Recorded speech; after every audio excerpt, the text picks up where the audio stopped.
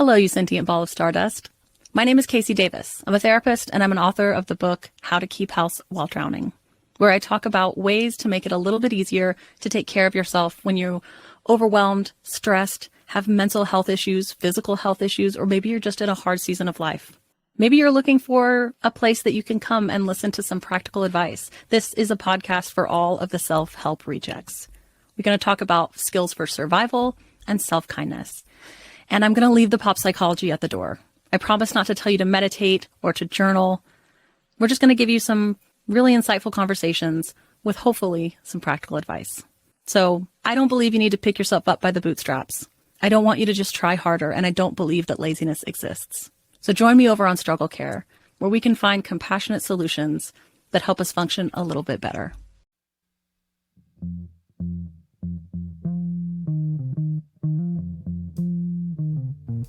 Hello, thinkers. It's me, your girl, Elena Grace, here to bring you another new episode of I've Been Thinking.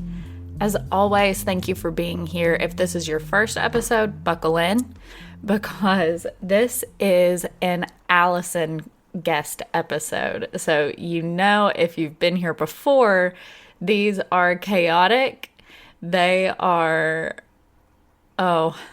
trip, but it's good stuff. Okay, so Allison came on today to talk to me about higher education and specifically restrictions being placed on higher education by government entities. Specifically, we talked a lot about what's happening here in Florida, where I live. And we talked about, we talk about how colleges are coming under a lot of fire, how professors are, of course, not happy with it. We talk about book bans. We talk about how these things are affecting high schools and elementary schools. We talk about how it can possibly affect, or will certainly affect, the future of our nation as we know it. And we go a lot of different places, but ultimately it all comes down to the fact that neither of us believe in the restriction of education. So if you're interested in our take on that, please stick around and listen. And even if maybe you don't agree, but you still want to hear our perspective, we'd really appreciate that, because that's what I've been thinking is all about. And, we recognize, aside from having been to college ourselves, we really don't have any authority to speak on this. We're not experts in the field, nothing like that. But personally, I think that is what makes this episode really nice, because it's raw in its how we feel, and it's from the average Joe's perspective. So I hope you guys enjoy. I am affectionately calling this Two Non-Experts, which in my head is a Two Non-Blondes reference, which is especially funny, again, in my head, because Allison and I are both blonde. So I hope that makes you chuckle, and I hope that you enjoy this episode. I hope that it makes you think in one way or another. I hope that it inspires critical thought. I hope that it ignites some kind of passion within you, and I hope that you giggle at us every once in a while as well. So thank you for being here, and here's Allison.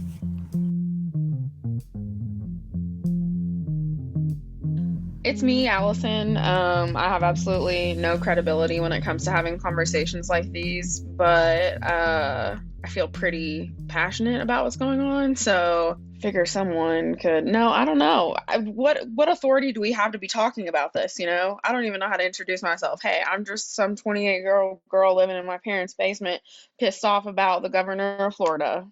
And you don't even live in Florida. No. Like, but the shit that he's doing in Florida right now is definitely gonna influence the rest of the people that think like him around the country, politicians or not, to jump into some sort of like campaign to homogenize the country into like a Christian fascist theology or whatever.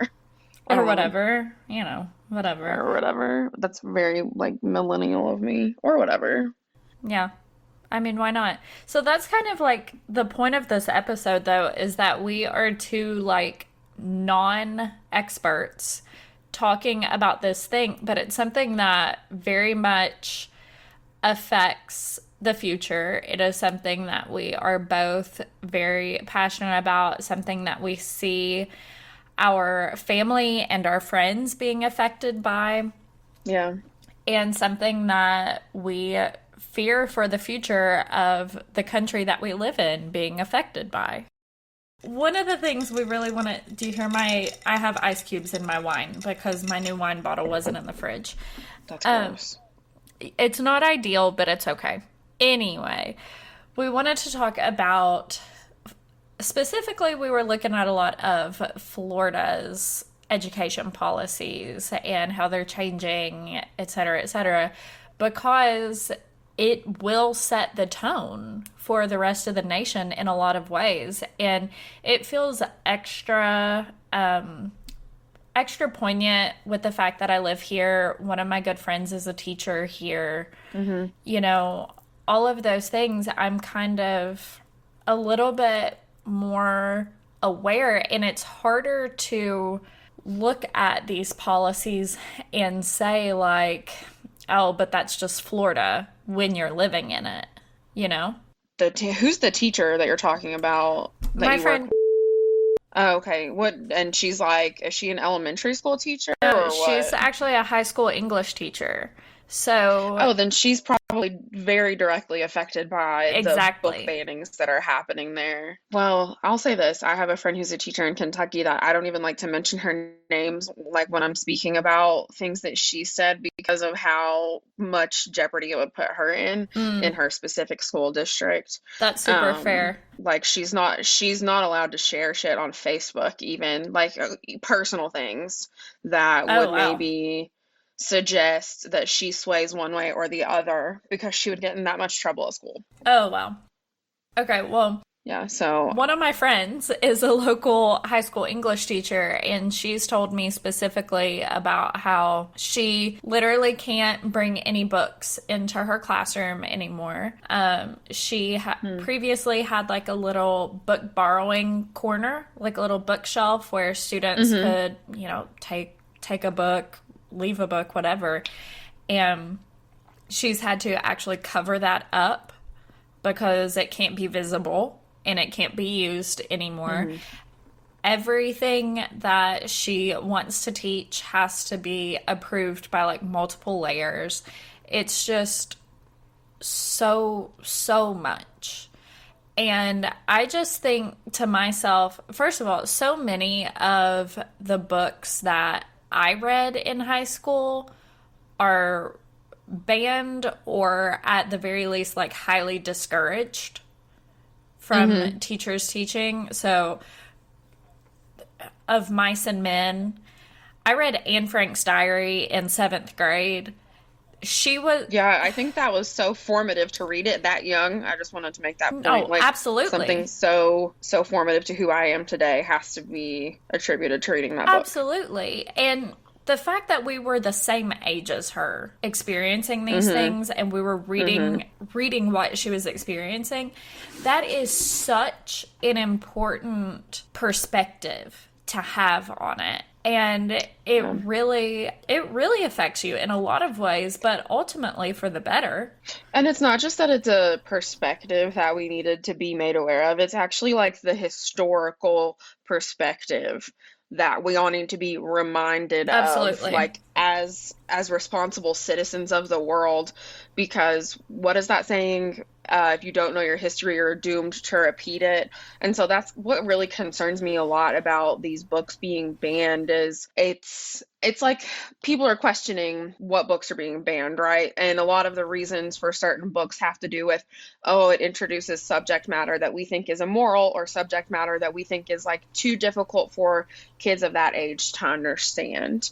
And that sounds like it's really great intentions on their part, but usually it's things that they don't agree with religiously, Right. or it's going to be some kind of homophobic, transphobic, sexist bullshit. And they're like, let's ban it because it's going to make our kids gay, or grooming our kids if we're letting them read these books, or like they're hiding history from kids, if I'm being honest. You know, Yeah. um, what is it? The Color Purple, To Kill a Mockingbird, books about slavery, books about racism, oppression, those are things that are being banned. And then books about the LGBTQ experience, which a lot of the supporters of book bans just like are trying to erase. It's like cultural erasure. Absolutely. Absolutely. And I mean, if you make that, it happens. Like there are things, how do I even say this? Like if you take away, like if you make it unavailable, those books for people to read, and you're excluding them from like the fabric of our country, basically, like pretending that these people don't exist or their experiences don't exist. It's almost as if you're like unraveling a part of a cultural thread that really makes us who we are and allows people to be who they are. Like if you're missing the whole part of your sweater and you can't wear it, like what the fuck is the point in having it? I know that's a really stupid like analogy, but still, I mean, for everybody to be able to partake in that and have like a shared understanding of the country's identity and history inclusively, I mean, it shapes where we go in the future. Right. It absolutely does. And I mean, exactly what you're talking about is intersectionality. And that's something that's so difficult for a lot of people to understand. And if you don't know, like to the listeners, if you don't know what intersectionality is, if you've never heard of it, or if it's just confusing to you, I highly recommend you look it up, you read more about it. I've got other episodes where we talk about intersectionality, specifically with Dakota Johnson and Afshin Misagi. Those are two of my biggest and favorites that talk about the intersection of like a social issue with something else, or you know, whatever, two things that you wouldn't necessarily think are inextricably linked, but they are. And in just the same way, the existence of people, of minorities, of any kind, that is absolutely inextricably linked to the future of our nation and to our growth versus our decline and what's the word? I feel like we're just trying to Stupidity. use too many big words right now. Like we just need to boil it down to like what the fuck it is, and it's like it's I disgusting mean, yeah. banning books. It's No, it disgusting absolutely is. trying to limit like the liberal arts curriculum. Like that's what Senate Bill 999, or what is it, House Bill 999, and the Senate bill that's like its companion. Like it's just giving more precedent if it's passed to gut like liberal arts educations, and it's so related to what he's doing when he's banning books. It's like at every single level of education this man is trying to like enforce one way of viewing the world and one way of understanding the history of our nation and of our world, and like one way to interpret the world. And that article that you sent, the New York Times opinion of colleges shouldn't be like vocational schools. They should be like higher education. They should be liberal arts places of study. It talks about how like that's what the concept of liberal arts is being able to teach people how to be a citizen of the world and how to be like I don't like the word productive, but like um, How to be a part, well-rounded. yeah, be well Yeah. rounded and stuff. So like when you take away like the funding for liberal arts and then you take away the books that would expose someone to a different perspective and a different truth, like you really are just enforcing your own idea. It's so backwards because if you're campaigning for freedom, then like why would you literally take away other people's freedoms to exist? Absolutely. To exist in any form of the word, to exist in their sexuality, to exist in their religion or lack thereof, to exist in their choices of what to read. Like every form of the word to exist. And I do want to clarify, just like so there's no question about it, that opinion article is talking about colleges, like 4-year colleges, that kind of thing, where you go to get like a bachelor's of science or a bachelor's of the arts, right? So, in that sense, it is saying, these places shouldn't be vocational schools. That's not at all saying that vocational schools are not good. I want to clarify that because Oh, yeah, no, that would definitely. the title like sounds kind of weird. And that's kind of one of the things that So, got me to read it. yeah, that definitely is great to clarify. So, what this person is trying to say is that by cutting out the humanities, the history, the philosophy aspect of education, cutting out like arts and humanities, and even in some social sciences, um, like you're leaving just very technical things and you're just training people for jobs, whether it be in tech or the economy or whatever you're training them for. So that's what it means when Exactly. it's, yeah, more than a vocational school, which would mean like let's include all of those things that help us become more well-rounded people and citizens of the Right. world. Exactly. And I thought, so when I came across this and you and I were talking about this episode, I thought, what better kind of thing for us to talk about? Because not only is it extremely pressing, but we both went to a liberal arts college in the truest sense of the word. Like, transy, in my Hmm. opinion, is a true, or at least was when we were there, a true, I can't speak for it now. I think it's still pretty much the same. Hmm. A true liberal arts university. And I love that about it. I love that even though my major was in the social sciences, that I was required to take science and like hard science. Like I took physics, which was a horrible Hmm. idea. But I took a physics class. I had to take a math class. Like we had to take language classes, like foreign language classes. We had to take things that were outside of our Like wheelhouse. intended Yeah. profession. And I think that that is so important for everybody. And just the And same, that's our friends who okay. were pre-med or who were, like what's Taylor's friggin' major? Exercise science, like all of those things, they had to take classes in the arts or in social sciences or whatever. And that's so important.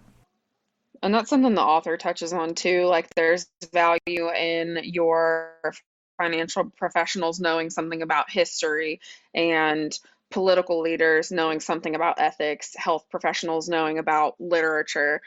And my brother being a history philosophy major, he really has made that point for me even more so because when we're talking about things, I mean, it could be something so out of the context. He'll come up with this like real life example of something that's happened in history, and make comparisons to it and just give our conversation so much more Yeah. depth because I don't, it's just so helpful when it comes to learning things if you know more about everything. It's like being, what is it? Jack of all trades, master of none. You should probably know a little bit about everything.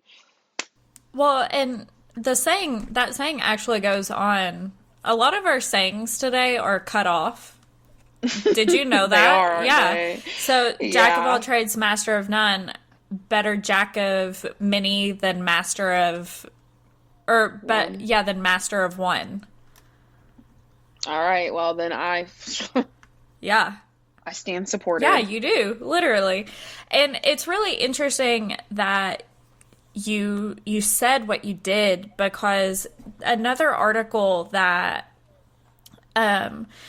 I ended up finding myself on, this is by, let's see, Melissa Perez Carrillo in Sarasota, and she's talking about a meeting between Florida professors calling for protection for higher education at the new college. That's what it's called, new college in Florida. Oh, is that the one that DeSantis jumped into and was like, "You all are too liberal. I'm gonna take it back a couple notches," and then he like appointed new trustees and shit. Yes, that's exactly what he did, including he named one of the members of the board is named by DeSantis, is a dean at a conservative college, like known to be a very conservative college, and is a senior fellow at a right-wing think tank. Yeah, which just seems pretty self-interested, and then also just another way to kind of funnel us into like one way of thinking, one way of seeing, one way of remembering history. Like, Exactly. of course, if you bring all your best friends to the party, like all you're gonna talk about is the shit that you're interested in. You're only, I don't know, like there's got to be some variety in life. Where are the spices Where at is the spice?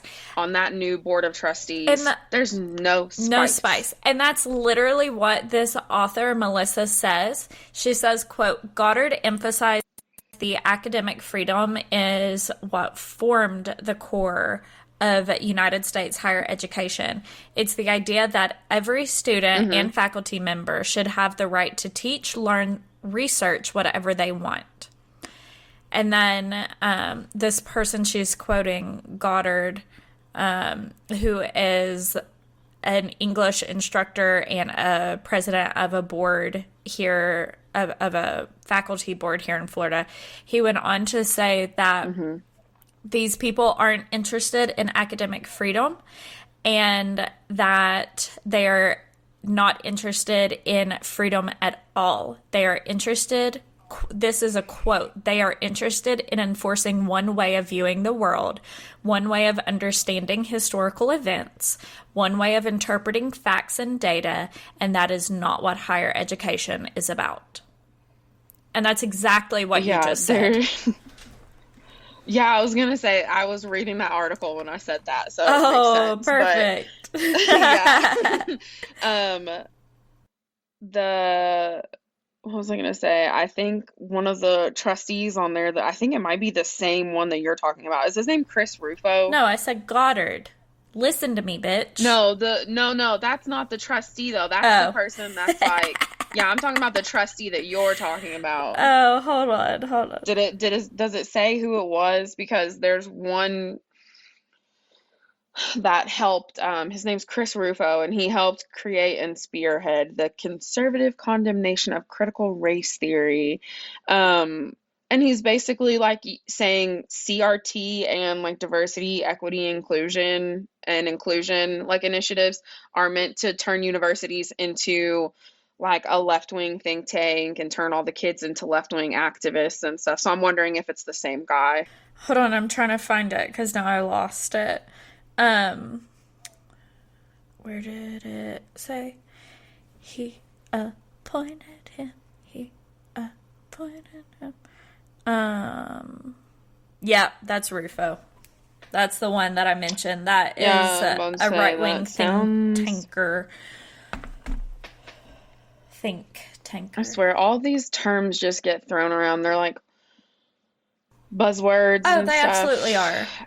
and dog whistles, and I would rather just people be really upfront about the reason that they're trying to pass these bills Absolutely. and But that's the thing just is they can't be upfront about it because they know so often people who are trying to pass these discriminatory bills or just being shitty people in general, they know that they can't say it out loud because they know it's a shitty thing to do. They know yeah. it's socially unacceptable. So they use the buzzwords. They do whatever it takes to convince the public or their demographic at the very least that it's the best idea. Fucking lame. Fucking lame. And so that's something else that you and I were talking about is that one basically 1 in 8 Florida students who are graduating this year plan to leave the state because of DeSantis' educational policies. Which is going to affect, I mean, I don't give a fuck about this, but it's going to affect the economy of Florida. So you would at least think that some people would step up to the front and say, "Hey, don't you think like this is a bad idea because it's going to affect our economy?" You would think because But honestly, I like Pensacola, which Pensacola has the Navy and Air Force, so they're not so bad off being like a college town, but still Pensacola, college town. Honestly, Niceville, college town. Surprise! Well, it has a college in it. It's not a college town. It has a college in it, but still, the college is very important to the area. Tallahassee, college town. Tallahassee's like Lexington vibes. Jacksonville, Orlando, like all of these places have these big colleges that are very important to the local infrastructure. And honestly, I could, where's the other one? Gainesville. Oh my gosh, Gainesville is Lexington. Very much college town. And I can't imagine what that might do, you know? so there's this rhetoric professor in one of these articles that I was reading, and she said something talking about like restricting knowledge and like, well, here, I'll just read it to you. Restricting that free exchange, silencing voices you don't agree with, outlawing subject matter that makes you uncomfortable. Those are forms of repression used by authoritarian regimes. And it bothers me so much that the people who are making these decisions and supporting these bills and the people that are voting for Ron DeSantis and people like him are just so far removed from the reality that they're supporting what could very easily turn into like a fascist theocracy, like I've already mentioned, um, or turn into something like I hate to use the comparison, but Nazi Germany, literally. Like I really do hate using that Right. because it's like the worst case example is like we could turn into the 2020 whatever Nazi Germany and it would be like fucking Nazi Florida, whatever. Nazi America. I don't think that would work. I think we'd probably have a different name for Probably. it. Right. But I swear it would probably be some combination of like MAGA, Trump, and like Nazi something. It would go all together in that sense. Um, but it's like we have to be able to look back at the things that happened prior to the official establishing of the Third Reich to understand that there are so many parallels right now with what's going on in Florida and all around the country. When you start like burning books or sorry, banning Well, books, burning is what the Nazis um, did. Banning is what is what we're Yeah, trying to do. But exactly. yeah, I mean, it started out as just It banning did. over there, and I'm sure someone will symbolically burn a book Oh, I'm here in sure. Florida. It wouldn't surprise me. They'll probably accidentally set their house on fire. I mean, And that'll be the next news article. It'll be Florida man sets house on fire, symbolically burning book. Um, and he'll lose his livelihood. But so if we can't, it's weird to think about because like the books that we're banning, banning Anne Frank's diary, so people can't learn about what the hell happened during the Holocaust. um, it's like we're restricting access to this history absolutely. so people can't draw those comparisons because if people don't know what happened, then they can't like look at what's happening currently and be like, hey guys, like this maybe could be a bad thing, just maybe we should take a step back and rethink. What do you all, can let's read the room. No. They just keep moving forward with it. And ugh, now I'm thinking about Holocaust Oh my gosh. deniers. No, you're so right though. I can't get it. I can't do Holocaust deniers. You know this. I can't do that. I can't do flat earthers. There's like a few things that I physically can't handle because you really wanted me to interview a flat earther on here. And I absolutely, you and Adam both were like, Elena, do it. And I was like, I can't. I can't handle it. Not right, like at that point in my life, I couldn't do it. And I think I'm still at that point in my life right now where I can't, I can't manage it emotionally. But you're exactly right that management that what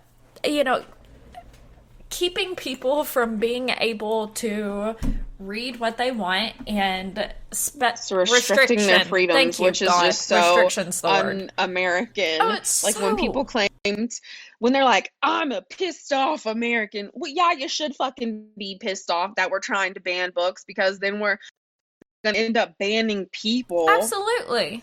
Absolutely. I mean, it's not like they're not trying to already ban people, but so I did a little post on that I've been thinking Instagram, and I think you saw it.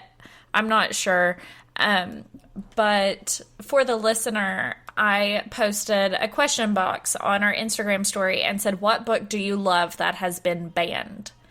And quite a few of them were Holocaust stories, or Holocaust accounts. That's the correct word.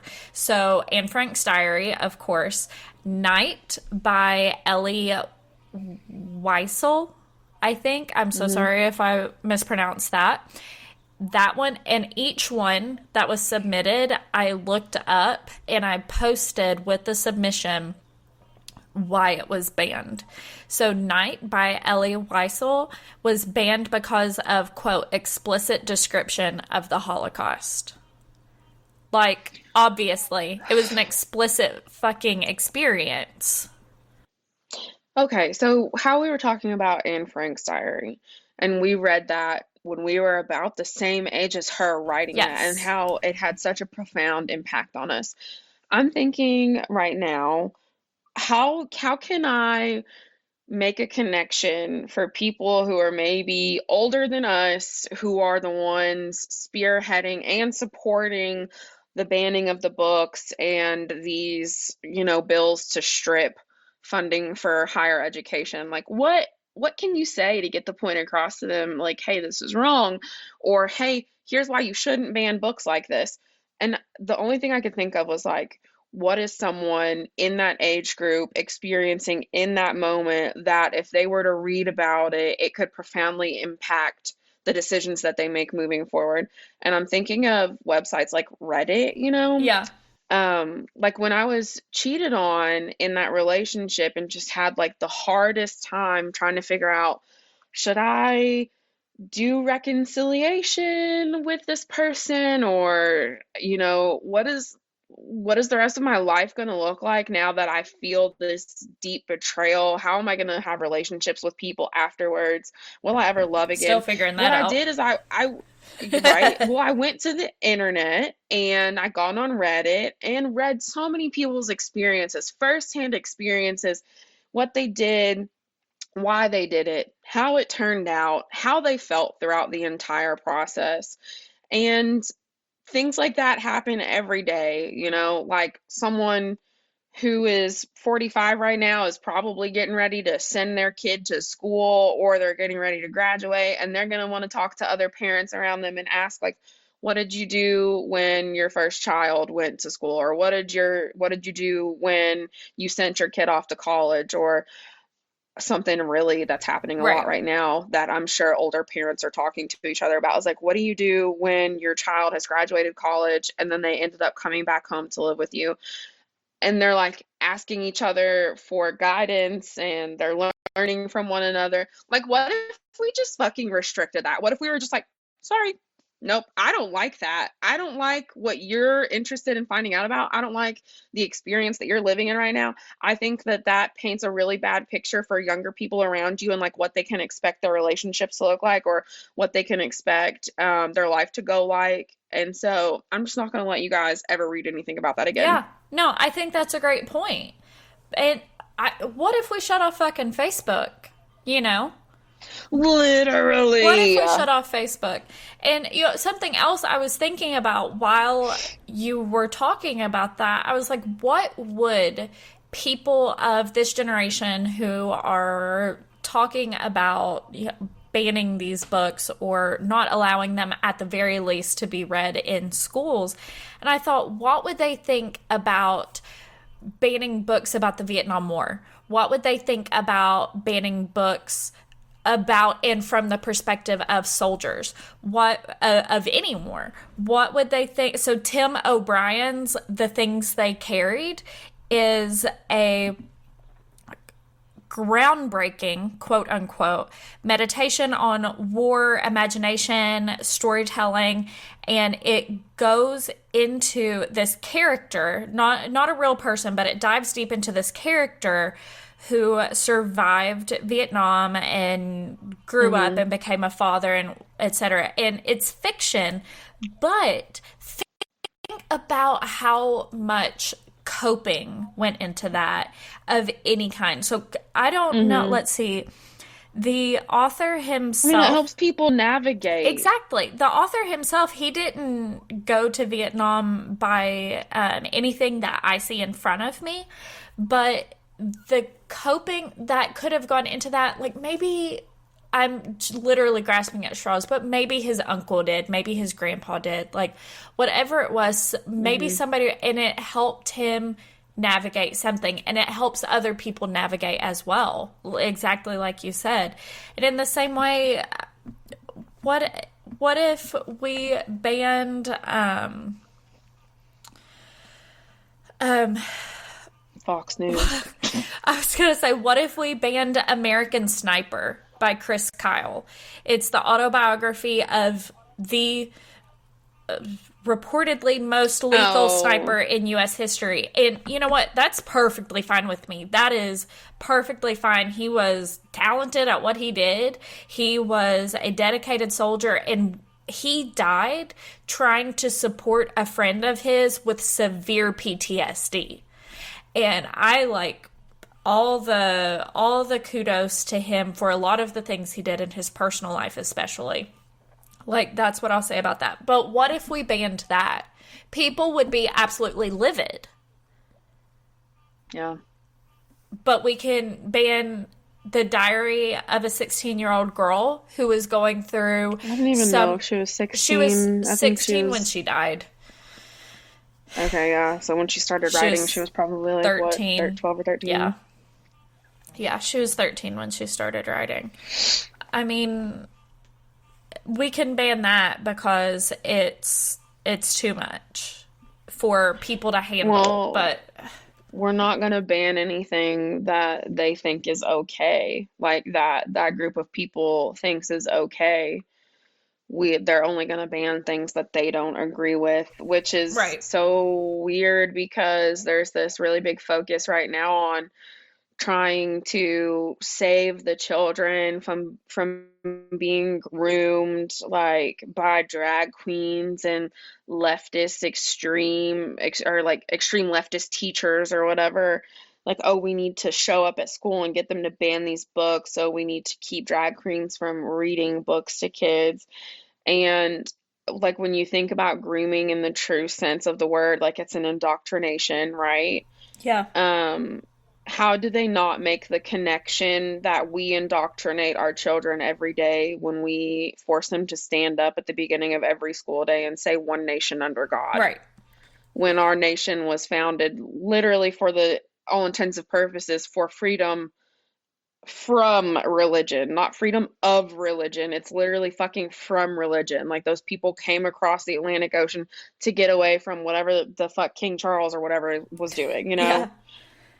So I don't understand how these people will think that some of the books are going to groom their kids when they're like, I mean, and I know this is very controversial and a lot of people will disagree with this because like we do live, I mean, I know a lot of people who go to church every Sunday and but I mean, is it not grooming to bring your child to church and force them to listen to stories from the Bible about like rape and pillaging and God killing people violently and floods and fires? Like, what is that? Yeah. I mean, if not indoctrination, what is that? I totally get what you're saying there. Because in that sense, people aren't being given a choice. And it's the same people, though, the same people that are banning the books and supporting this legislation are the same people who are doing that with their kids Right. and like not allowing them to experience really the totality that the world has to Right. offer. And not Like, allowing them the freedom of thought and the mhm. ability to critically think. And so, I'm sorry I cut you off. No, But I mean, we're on the same page right now about yeah, this. the the point of, and this has always absolutely killed me, the point of Christianity is that man was created in God's image. In God's image doesn't mean that God is walking around heaven all buff and looking like a human or whatever, or chunky or whatever. Like, in God's image doesn't mean he looks, or she, whatever. I don't think the creator has a gender. Anyway, point is, in God's image doesn't mean looking like a human. In God's image means the ability to critically think and the freedom of choice. That is what my parents taught me, was that in God's image meant. And I think that that is the most sensical, honestly, way to understand that. God doesn't want us to just blindly, if we're looking at it from the Christian standpoint, God doesn't want the people to just blindly worship them. He asks them to make a choice, right? And if that's the case, why do so many people want people to just blindly follow? So many Christians or whatever. This can, I'm sure, apply to so many different options. But I'm speaking from the Christian standpoint because that's how I grew up. Why do they want just everybody to fall in line and not critically think about it? Because that's the point Well, of it it. challenges the way that they see the world and the way that they know the world to And it be. If challenges their it power. exists, it's, yeah, yeah. And outside of religion, you would think that from the standpoint of, as so many of these people are claiming to be like patriots, or like real Right. Americans, like out, just taking religion out of the equation, you think that these people would remember freedom from religion, like freedom of thought, freedom of speech, freedom to choose, like all of these things that you think are the quintessential American values. They're just walking all over them. Absolutely. And it's like they feel like they're being, I guess I don't know, maybe it is always tied back in one way or another to their spirituality as well. Because if you think that if you're being threatened by these other people's existence and you can justify it with your religion, then you might just keep fighting to reach the point of Nazi Germany. I don't know.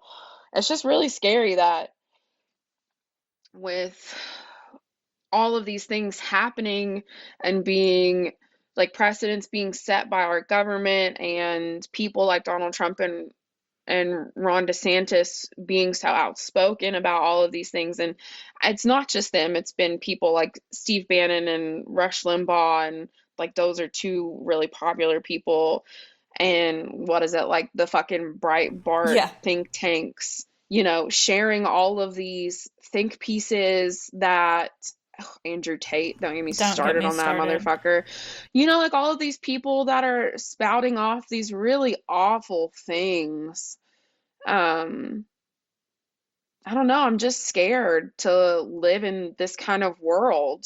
Honestly, I don't even know where I was going with that, because I just got started thinking about how scared I am and how it makes me not want to have babies, because I don't want to bring them into a world where like their existence could be extinguished so quickly because somebody else just doesn't like who they are. Right.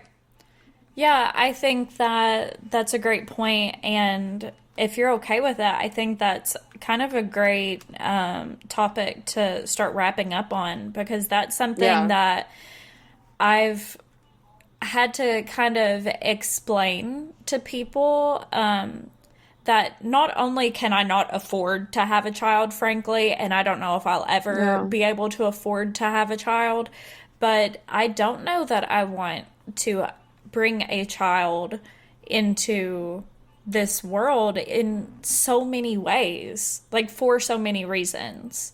So many reasons. A world where they can be twisted into a terrible person so easily, honestly, by restriction of media and education or whatever, and influence of people in the media who are deemed okay,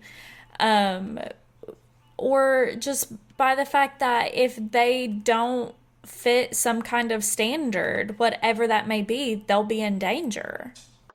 And I figured out actually what my main point was going to be when I started with that rant. And it's that having all of those people with authority or credibility be like, I don't think reified is the right word, but I mean, whatever you could say, similarly to like having those precedents set and like it's being widely accepted and tolerated, it like allows your neighbors and your friends and family to kind of come out of the woodwork and say and do terrible things.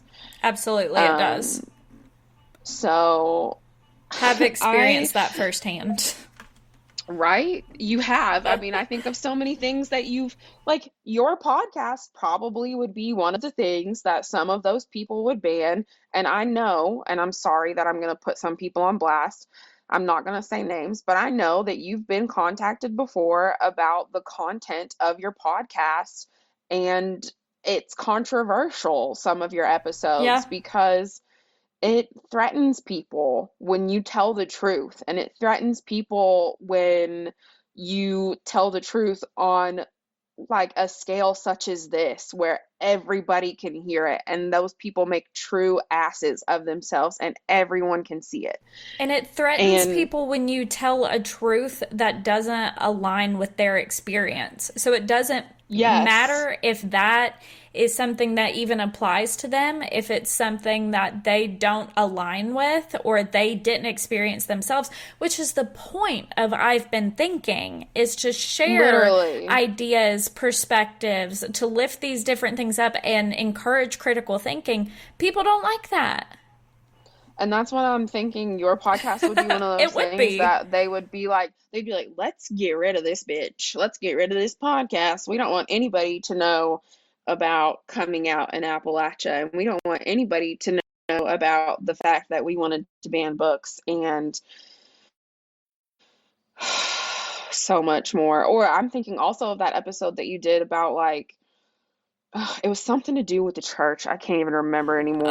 It was There's a the few. episode with Kristen Pope. Oh, yeah, Well, I was thinking about that one, like talking about being a woman in leadership in the church and absolutely. all that kind of stuff. I mean, like you're talking about things like you said that don't necessarily align with the experience or like the reality that they think they're experiencing.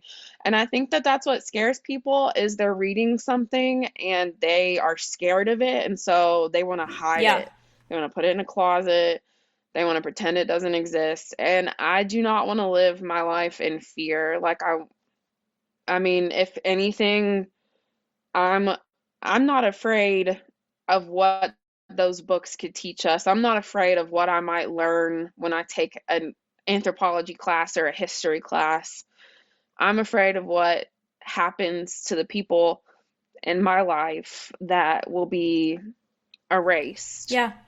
and the people that can be victims of those vicious, violent ideologies that we're encouraging to grow right now in the United States.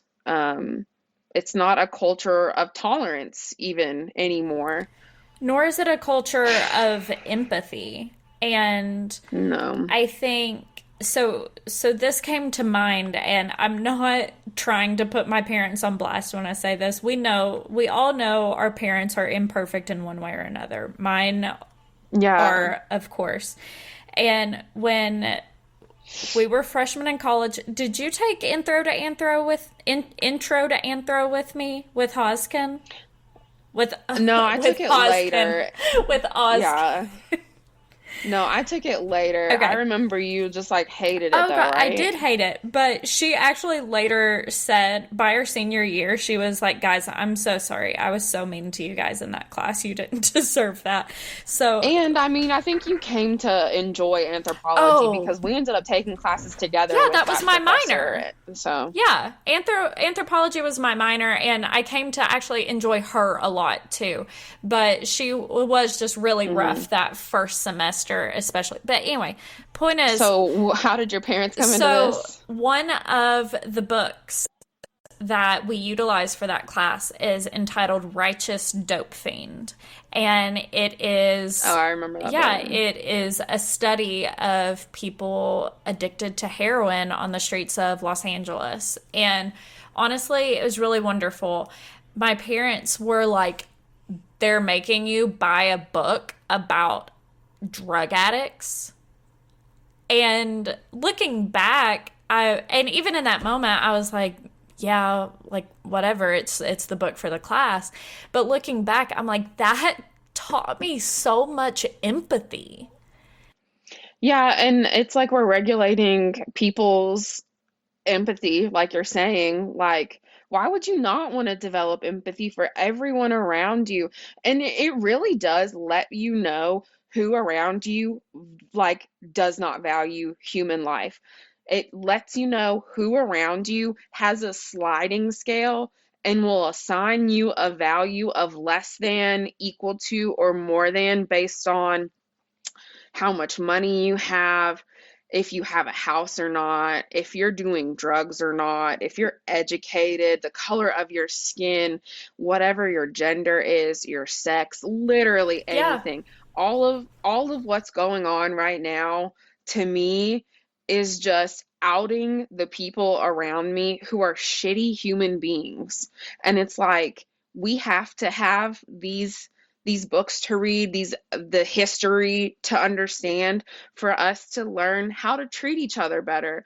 And like we're not going to do that if we take away the access to that. Like we'll have no understanding of our culture absolutely. and no empathy. I mean, yeah, it just comes back to empathy. I think that was a really great point that you made. Like, if we're not reading stuff like that, we'll never develop empathy, and those people will be worthless to us. And that's just not how this world works. People are not worthless. Absolutely, they're not. And it just makes me think of like some of the other books that I looked up yesterday that had been banned were because of sexual assaults in being detailed in the book, were because of other graphic or violent activities happening to the characters in one way or another, in consensual or non-consensual ways. There were so many cases where I just know that the person reading it had absolutely no empathy for that book or for that character, and that would be the only way that I'm stuttering. That would be the only way that they could actually have read this book and said, no, nobody else needs to read this. You know what? Then I think we should probably stop taking kids to Marvel movies and letting them read comic books. Don't let them play any video games either. You probably shouldn't let them watch the nightly news. Probably. Don't forget taking them to church on Sundays and Wednesday nights for CCD if you're a Catholic. That's also got to be off limits. Hooters. Don't take your kids to Hooters. What else? Is there anywhere else that these kids probably shouldn't go because we don't want them to see that other people live differently than them? Oh, I'm sure the list goes on, my friend. Let's see, you named Hooters, probably. Don't go to Maui, Jackson, Lexington because there's a bar there and they're going to see adults drinking alcohol. There we go. That is R-rated content, baby. But the thing is, Hooters is okay because that's the sexualization and denigration of the female body.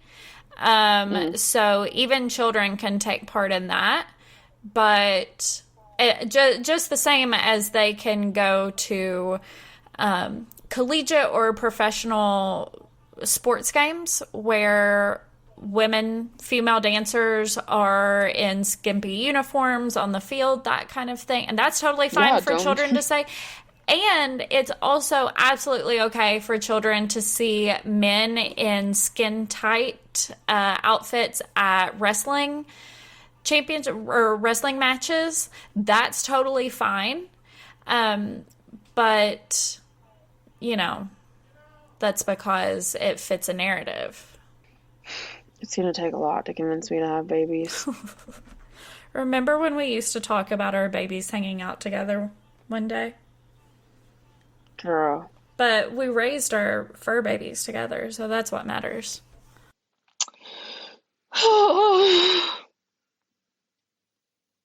Well, thanks for listening, listeners, to all this talking, all this doom and despair. It was a lot of doom and despair. Well, I'll say this, and I think this maybe will be a good a good note to end on. Part of me does think that it'd be important for those of us who are able to have kids, because those of us with the hopes and dreams for a better world, because that's something that we can give to our children as well, and they can carry that hope with them, and that we can teach them empathy, and they can continue to be the good in the world that we want to see and counteract all of the bad shit that's just happening every day. Yes, it might be scary for us, because you wouldn't want your child to come home from school crying about, someone made fun of them because they're a boy and they have on nail polish, stupid stuff that really shouldn't matter. I mean, I don't want to have a baby to have their heart broken, but if we can teach them to be strong and resilient, then maybe they can, I don't know, keep that dream alive. Yeah, I think that's a great point. And that's kind of the theme of Idiocracy. Oh yeah, you should definitely link that in the show notes, honestly, because I wish that was something that we made people watch. Right? like all the smart people, or all the people with, a decent sense of self say, I don't want to bring children into this world anymore. And then only the actual literal stupid people procreate.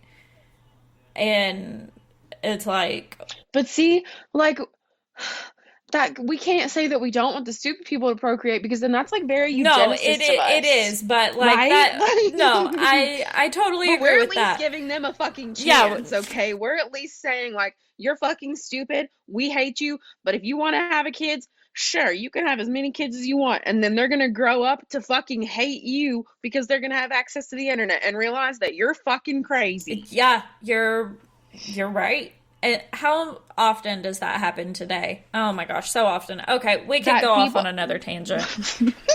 I know. I was about to tell you about the Facebook groups I'm part of, toxic adult children, toxic parents. Like, just because I love to read all that drama. Oh, I love it. I do love it. I read it on Reddit all the time. People with psycho parents or their children.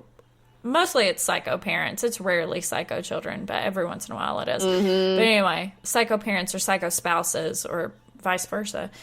Anyway, oh my gosh, hold on. I read one this week. This woman, or this person, I don't know if it was mother or father, parent said, am I the asshole for not taking my child to doctor's appointments her whole life because she's dramatic and now she claims she has MS?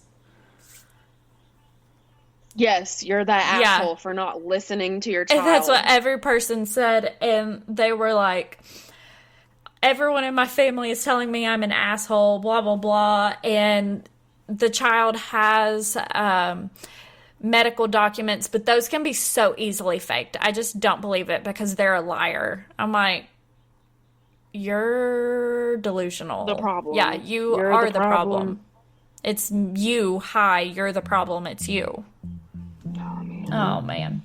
Okay. People just don't want to look in the mirror. They don't. Okay, well, all right. Off the script. Love you. I love you so much. Listeners, thank you for listening, as always.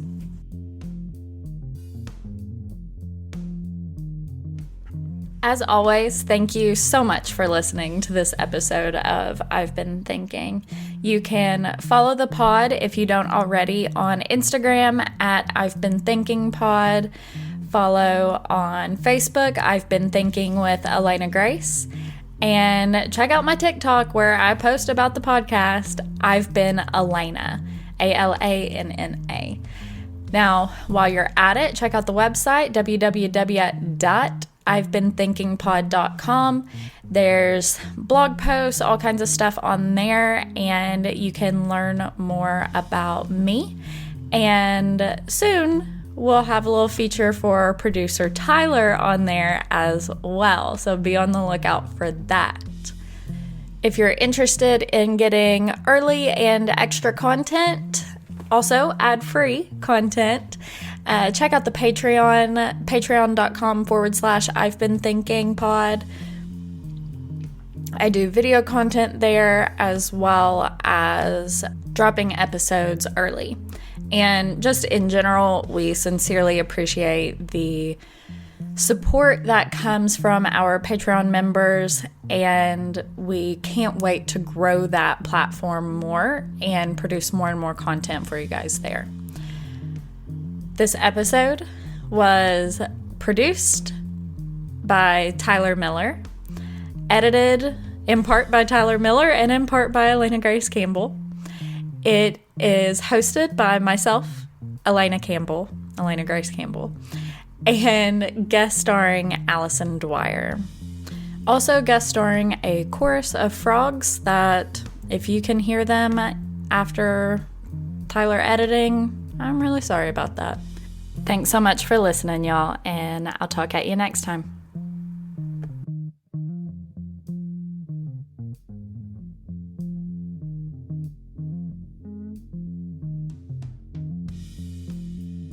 Hello, you sentient ball of stardust. My name is Casey Davis. I'm a therapist and I'm an author of the book How to Keep House While Drowning, where I talk about ways to make it a little bit easier to take care of yourself when you're overwhelmed, stressed, have mental health issues, physical health issues, or maybe you're just in a hard season of life. Maybe you're looking for a place that you can come and listen to some practical advice. This is a podcast for all of the self-help rejects. We're going to talk about skills for survival and self-kindness. And I'm going to leave the pop psychology at the door. I promise not to tell you to meditate or to journal. We're just going to give you some really insightful conversations with hopefully some practical advice. So I don't believe you need to pick yourself up by the bootstraps. I don't want you to just try harder, and I don't believe that laziness exists. So join me over on Struggle Care, where we can find compassionate solutions that help us function a little bit better.